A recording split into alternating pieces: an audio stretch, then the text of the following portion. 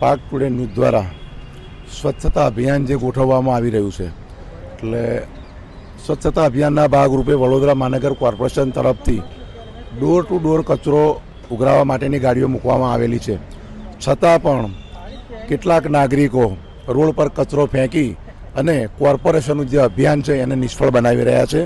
તો આવા જ એક રોડ પર કચરો નાખતા લોકો માટે સ્પાર્ક ટુડે દ્વારા એક અભિયાન ચલાવવામાં આવ્યું છે. એમાં જે કોઈ કચરો રોડ પર નાખતું હોય તેનો ફોટો પાડી અને એ ફોટો સ્પાર્ક ટુડે ન્યૂઝમાં મોકલી આપવાનો, એટલે એનાથી સ્પાર્ક ટુડે ન્યૂઝમાં પ્રસારિત કરવામાં આવશે કે ભાઈ આ ભાઈએ રોડ પર કચરો નાખ્યો એવો મેસેજ જશે.